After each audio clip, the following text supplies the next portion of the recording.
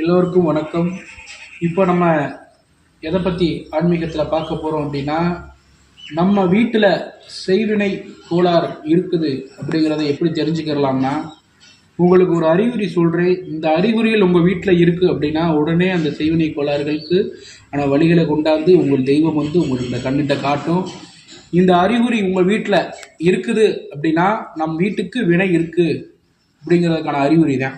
அதாவது நல்லா கேட்டுக்கிறங்க, நம் வீட்டில் கெவிலி சத்தம் அப்படிங்கிறது வந்து நம் நல்ல காரியங்களுக்கு பேசையில் ஒரு திருப்பு 2 திருப்பு அடிக்கும். ஒரு கோரிக்கையை நினைக்கிறோம் அப்படின்னா அந்த காரியத்துகளுக்கு அடிக்கிறது கெவிலிங்கிறது அது ஒரு தெய்வம் இருக்குது நமக்கு சொல்லுதுங்கிற அர்த்தம்.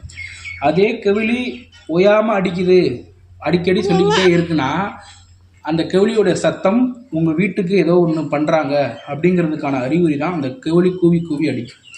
அடுத்து 3வது, நாய் வீட்டை சுற்றி